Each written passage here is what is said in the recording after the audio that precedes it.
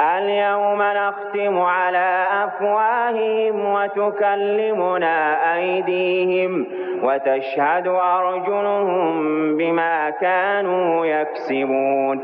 ولو نشاء لطمسنا على أعينهم فاستبقوا الصراط فأنى يبصرون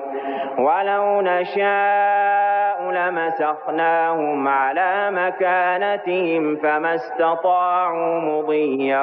ولا يرجعون ومن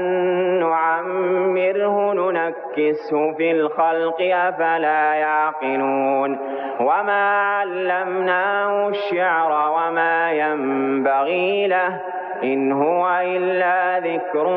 وقرآن مبين لينذر من كان حيا ويحق القول على